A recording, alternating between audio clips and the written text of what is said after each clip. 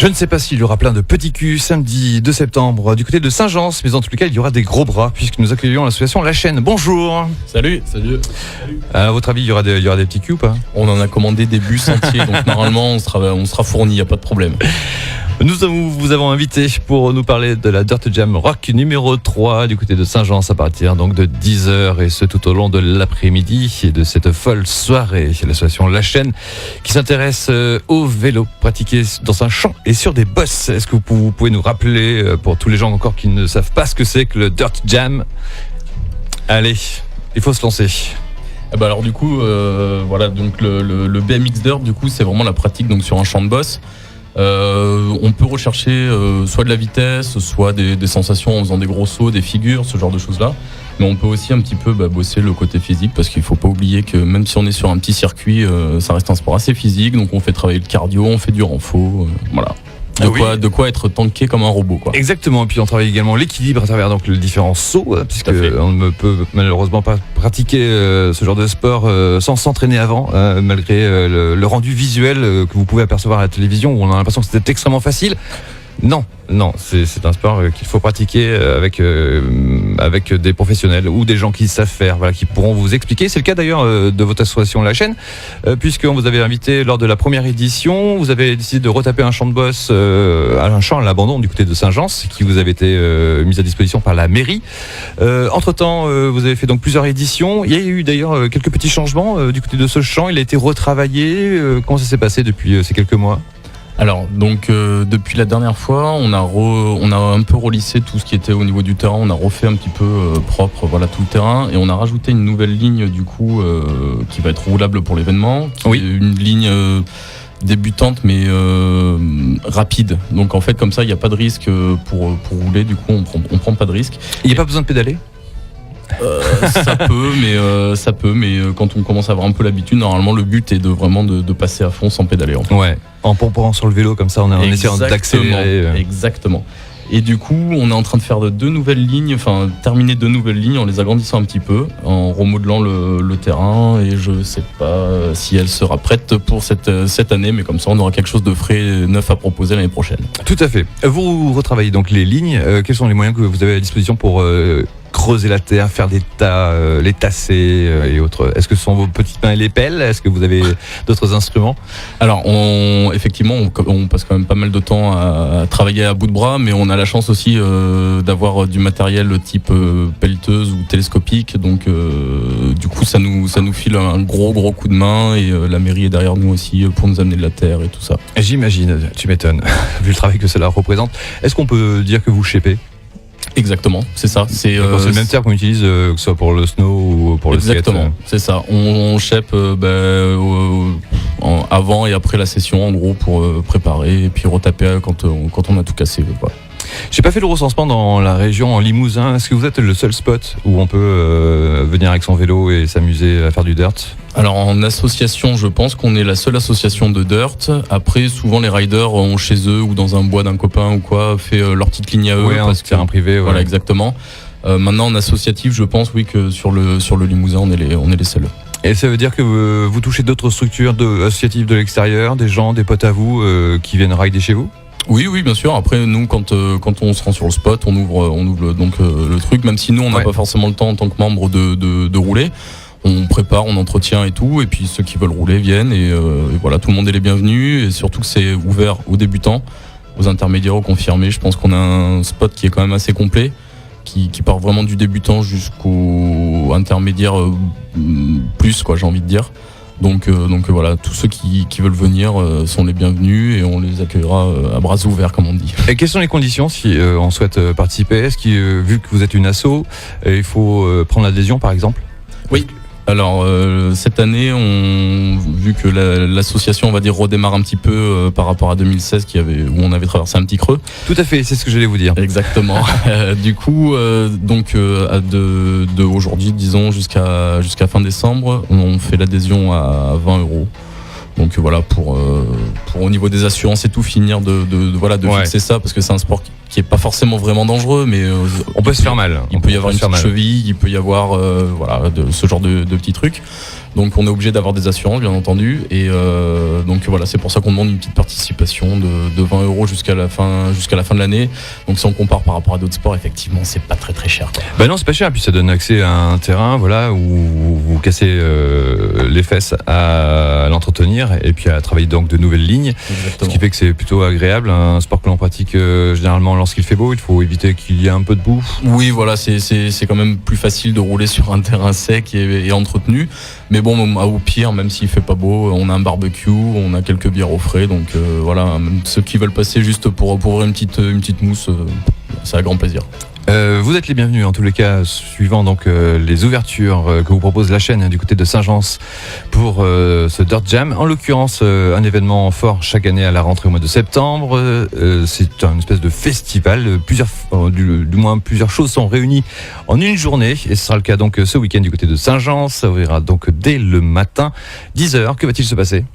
Alors donc 10h, on fait la réception, en fait on ouvre le terrain, donc le spot comme on appelle dans le milieu. On va ouvrir le spot à 10h, on va faire la réception, l'accueil on va dire des riders du coup, que voilà, s'ils veulent un café, ce genre de truc, on leur fait signer une petite charte aussi pour la journée, comme quoi ils vont se tenir à carreau, qu'on n'ait pas de problème derrière. Oui, j'imagine.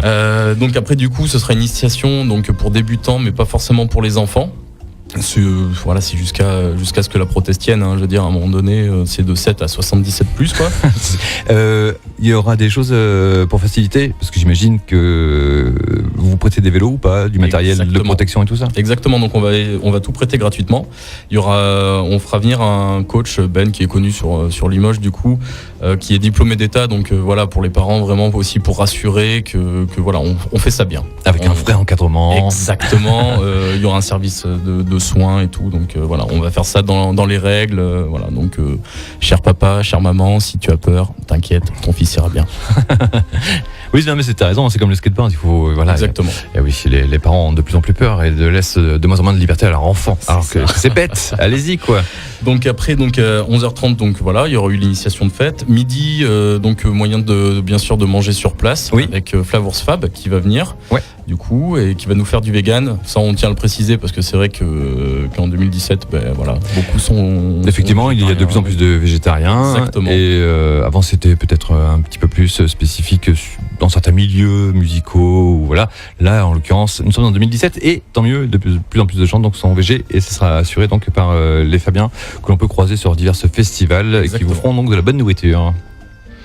Donc voilà, et ensuite, donc bien sûr, on aura une buvette, hein, ça on n'en parle pas, mais ça coule de source. Bien sûr. On peut en parler d'ailleurs avec une très bonne bière de la Cervoiserie. Ah oui, c'est ce que je veux dire. Donc c'est une bière locale. La Cervoiserie. La Cervoiserie, donc la brasserie, le revendeur est local, hein, il est sur Limoges. Ouais. La bière, je crois que c'est une bière allemande, par contre. C'est très bien. Donc voilà. Non, parce que je sors d'un week-end difficile à cause de la bière artisanale régionale que je salue d'ailleurs. Voilà. Donc voilà, et après l'après-midi à 14h, on fera ce qu'on appelle une jam qu'on fait à chaque événement. Donc cette année, on a rajouté, c'est un petit peu la nouveauté, on fait une jam pour les enfants.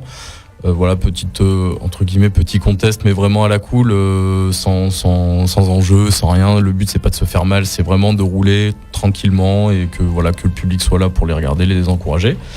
Après 16h, du coup, ça fait une jam un peu plus adulte et donc du coup le niveau sera un peu plus élevé. Du coup, c'est là où ça va faire un peu le show. On va essayer on va réouvrir la Bossatrix du coup. Pour que il y a 2 ans, il y avait eu du backflip et tout, donc c'est toujours sympa de petites figures comme ça. C'est toujours impressionnant à voir lorsqu'on n'est pas habitué, même pour de vrai. Après, on n'est pas du tout dans une notion de compétition. Il y aura pas du tout de c'est chacun est là pour s'éclater. Exactement. Nous, c'est à la cool. C'est vraiment on est une bonne bande de potes. Nous, ce qu'on veut, c'est traduire cette ambiance-là, ce mouvement-là. Chacun vient, si le mec il est stressé, énervé, il repasse l'année prochaine, quoi. Quand il ira bien, il revient. On y va vraiment à la cool. Très bien. Donc ça c'est à partir de 16h pour ce jam. Comment on pourrait définir, parce que j'imagine qu'il y a des ados qui peuvent être très forts, des adultes qui peuvent être très forts. Bref, c'est un jam plus, voilà. Voilà, c'est une jam qui est pas spéciale enfant. Là, du coup, ce sera ouvert à partir de, je sais pas, on va dire 13-14 ans, mais la jam kit sera pour en dessous, du coup. Ouais. Très bien. Et pour les débutants en l'occurrence. Exactement. Des concerts, des festivités pour accompagner cette folle journée à partir de 18h. Qui est-ce que vous avez invité ? Alors, de 18h à 20h, on va faire jouer notre pote de l'assaut, DJ local Thomas Lopez, qui, je pense, passera un peu d'électro et peut-être un peu de hip-hop aussi. Donc voilà, et à partir de 20h, donc on va faire jouer 3 groupes. Oui. Il y a 2 ans, il y en avait eu 6, je crois. Cette année, Oui. on a un petit peu réduit la voilure. Cependant, il y aura donc Dirty Rodeo, Stillborn Slave et Crawford. Donc 3 groupes de la scène Limougeaude qui tournent bien et qui sont connus, qui sont super cool en plus. Tout à fait. Donc voilà, et puis ça va nous mener jusqu'à pas d'heure. Jusqu'à plus soif. Jusqu'à plus soif, il y a une fin, j'imagine, aux alentours de 2h du matin ou... Après, on verra. C'est de l'impro, c'est total impro. Après, c'est... s'il y a du monde, on tient debout, quoi. D'accord, très bien. Est-ce que vous avez vu une petite évolution au niveau des gens qui viennent pratiquer le dirt du côté de Saint-Jean ? Est-ce que vous êtes moins ? Est-ce que vous êtes plus ? Est-ce que vous avez réussi à sensibiliser des jeunes, des anciens ou pas du tout ? Alors, l'évolution est un petit peu dure à mesurer dans le sens où 2016 pour nous a été assez creux. Oui. Donc du coup, on peut pas trop se rendre compte de l'évolution, vu qu'il y a forcément une régression dans le sens où on relance l'association, donc ça prend du temps. Ouais. Voilà, faut vraiment huiler la machine. Bien sûr. Mais ça reprend et c'est vrai que là depuis une bonne semaine, il y a plein de jeunes là de Saint-Jean qui viennent, je sais pas, ils sont 7, 8 et ils viennent rouler comme ça. C'est toujours, ils repartent avec le sourire et donc ils viennent avec des VTT, avec des... Ils viennent avec leur machine du coup, mais oui, c'est du VTT traditionnel, on va dire. Même si le spot, c'est vrai que c'est important aussi un peu de le préciser. Il est plus optimisé, on va dire, pour du BMX. Vraiment, les appels, les éjects, enfin tout est fait pour du BMX. Maintenant, ça peut passer avec un VTT conventionnel. Ok. 2016 a été donc un petit moment, voilà, dur à passer. D'un point de vue relation avec la mairie, est-ce que les choses sont toujours aussi bien ou c'est un petit peu compliqué ? Les choses s'arrangent ?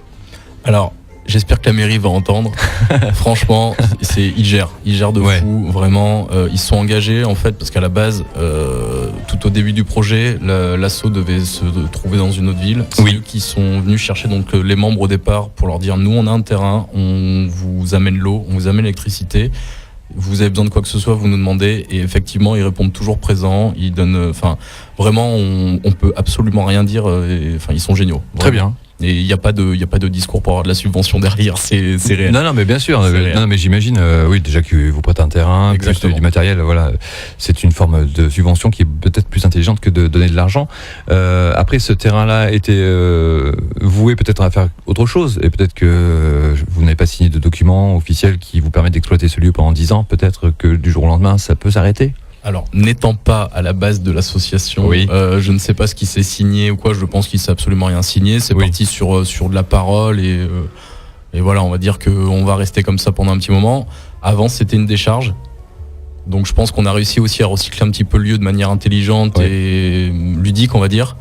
Les voisins, du coup, ont un terrain maintenant qui est bon. Peut-être que pour certains voisins, avoir des bosses de terre devant chez soi, c'est peut-être pas ce qu'il y a de plus joli. C'est peut-être plus joli d'avoir ça plutôt qu'une décharge. Donc je pense que voilà, tout le monde y trouve un petit peu son compromis et voilà, du coup même les voisins sont assez patients parce que c'est vrai qu'en ce moment, juste avant l'événement, voilà, il y a du tracteur, il y a de la débroussailleuse, il y a un peu de bruit le soir quand on fait un peu les barbecues et tout. Il y a un entretien de terrain, donc obligatoirement ça fait du bruit, de la poussière. Exactement. Mais on les remercie en tout cas, je sais pas s'ils écoutent, mais en tout cas on les remercie vraiment pour leur patience et leur compréhension aussi, parce qu'à un moment donné, c'est vrai qu'on est obligé de faire du bruit et tout le monde est cool, donc voilà, merci à eux en tout cas. C'était un événement qui est entièrement gratos ? Alors, c'est un événement qui est presque entièrement gratos.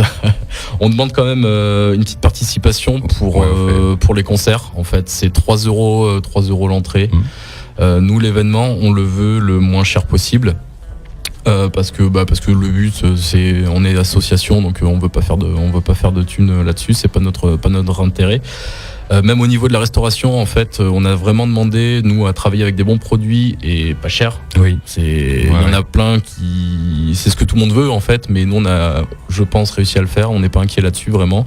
Donc, on va avoir des tarifs très abordables parce qu'on n'oublie pas quand même que si une famille veut venir à 4, enfin, même des fois à 2 ou quoi, ou un ado tout seul qui vient, il aura pas forcément 10 ou 15 balles à mettre dans de la nourriture, et pareil pour boire un coup. Donc voilà, on demande juste la petite participation, parce que derrière il y a quand même des frais d'engagé de matériel de sono, la scène, les ingé-sons et tout. Donc, et la nourriture, effectivement il y a beaucoup exactement. de choses à payer. La Dirt Jam, donc numéro 3, c'est ce samedi 2 septembre à Saint-Jean à partir de 10h et jusqu'à très tard dans la nuit. Vous l'avez compris, des jams en jam session la journée, des concerts le soir. Vous ouvrez donc de temps en temps effectivement donc votre parc. Comment fait-on pour être au courant justement de ces jours d'ouverture? Je sais qu'il y a le réseau social Facebook sur lequel eh bien vous postez pas mal des événements et des informations par rapport à cela. Les conditions, c'est quoi? C'est il faut que vous soyez là sur place, vous. Il faut qu'il fasse bon et oui, en gros c'est ça. Ouais. Là, on finit de structurer l'association, vu comme j'ai dit tout à l'heure, on repart. Ouais. On finit de structurer, mais en fait, les conditions actuelles, c'est que voilà, qu'il y ait quelqu'un. Si le rider est mineur, c'est bien les parents déjà soient au courant, et en plus qu'il y ait forcément quelqu'un de majeur présent sur le terrain. Et l'année prochaine, je pense qu'on repartira sur une formule un peu différente. C'est qu'on fera un accès pour tous au spot, mais que uniquement forcément aux membres, et voilà, que ça roule comme ça, et que pour qu'il y ait le moins de soucis possible. J'imagine. Est-ce que vous avez toujours votre site internet? Parce que je l'ai pas recherché avant. Non. Je suis actuellement en train de le refaire, en fait, parce qu'on a eu des soucis d'hébergeur, enfin bref. Normal, oui, normal. Voilà. Oui, voilà, mais ça en gros, on n'a pas payé la facture, quoi. On est fauché. Soit donc 20 € à peu près pour le nom de domaine et l'hébergement. 50 € au total, effectivement.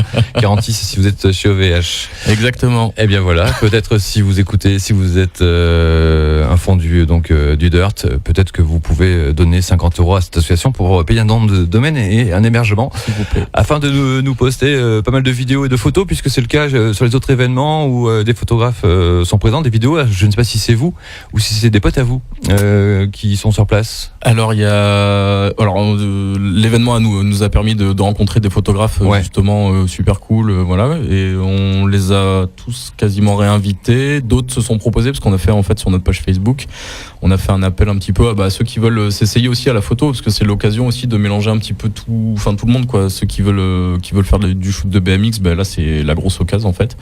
Donc on a ouvert un peu le truc à tout le monde, et ceux qui veulent venir s'essayer faire de la photo, de la vidéo, il y a pas de souci, ils peuvent nous voir en début de spot, à l'entrée du spot, on discute, tac, et voilà. Donc les autres années, on avait fait nous des vidéos, puis on avait fait un petit montage pour faire une espèce d'after movie. Oui. Cette année, ça va être peut-être un petit peu plus compliqué pour que nous on fasse nos vidéos et tout, mais on compte sur ceux qui ont un téléphone, un smartphone, qui ont envie de filmer un peu, quitte à nous filer les footages derrière, et puis nous on les remonte, mais qui veut, en fait, c'est collaboratif, quoi, tout simplement. Ok. Quel est le niveau parce que les gens pour repère les X-Games, le Fizz, ce qu'on voit à la télévision, donc là ça devient des acrobaties plutôt improbables et incroyables. J'imagine que vous n'êtes pas là, sinon vous serez ailleurs, en train de faire le tour du monde et de faire des photos pour les magazines. Bien qu'il existe un nombre de riders qui refusent justement de rentrer dans ce genre de compétition, mais sinon juste pour à quoi faut-il s'attendre, quel est le niveau dans l'ensemble des régionaux? Est-ce qu'il y a des personnes qui commencent à avoir un très bon niveau, puisque pour avoir un très bon niveau, il faut avoir un terrain d'entraînement, chose plutôt compliquée pour justement ce sport, et je compte là-dessus, et je vais rajouter le skateboard, et tous les sports extrêmes qui ne sont très peu développés dans notre région. Donc j'imagine que depuis que vous avez ouvert, ça a permis entre autres de progresser énormément de votre côté, puisqu'avant vous alliez vous entraîner où? Alors avant c'était du côté de Saint-Priest. Ouais, non, principalement. Sur Saint-Priest Les nonnes, quoi. Après, Les nonnes, ouais. Principalement, forcément, oui. Il y a un truc à Limoges, quoi. Ouais, il y a un truc, ouais. On peut dire ça, un truc, ouais. Apparemment, ils vont faire plein de choses. Oui, bien sûr, oui. Oui, ça fait 15 ans que je l'entends. Tu sais, ça fait que 10, moi. Je n'y crois plus. Mais sinon, oui, dans l'ensemble, quels sont le niveau? Y a-t-il des personnes qui sont intéressantes, ou ça stagne, ou c'est compliqué de travailler parce qu'il faudrait rajouter des bacs en mousse pour pouvoir travailler les figures? Est-ce que vous manquez de moyens par rapport à ça aussi? Oui, forcément, bien sûr. Si on pouvait avoir un bac en mousse, je pense que dans les coins il y en a pas des masses, donc déjà ça pourrait motiver, Puis moi, j'avoue que j'aimerais bien m'y essayer aussi pour voir quoi. Mais le niveau dans les coins, je pense qu'on n'a pas trop à se plaindre, même si on va du côté même de Châteauroux et tout. Il y a des bons riders. Il y en a Chanet qui ont fait un petit big up s'il nous entend. Qui est déjà venu sur la Jam 2. Peut-être même la première, je sais plus. Qui lui roule à niveau international, donc voilà, c'est des mecs comme ça qui sont un peu les représentants locaux de la ride. Et il y a même des petits gars de Limoges et tout qui roulent fort, quoi. Donc on peut s'attendre à une bonne après-midi en tout cas. Et je pense que le mieux c'est de venir le 2 septembre à Saint-Gence. Tout à fait. La Dirt Jam Rock numéro 3, samedi 2 septembre, 10h avec le petit déjeuner. 11h30, l'occasion de découvrir la piste. 14h, les enfants pourront s'y essayer. Là, à partir de 16h, là, ce sera le niveau supérieur avec les adultes. Et puis à partir de 18h, apéro concert, 3 groupes au programme, un DJ set jusqu'au bout de la nuit. Merci beaucoup la chaîne d'être passée. Est-ce que vous avez prévu d'ores et déjà d'autres événements, ou on attend que celui-ci se fasse et puis on verra plus tard? Ouais, on va commencer par là, mais on essaiera peut-être de faire par contre une petite porte ouverte, une petite journée porte ouverte pour faire un peu comme l'initiation, du coup essayer de promouvoir un petit peu le spot. Ça roule. Merci beaucoup en tous les cas. Merci à vous. Excellent week-end. Merci. Ciao.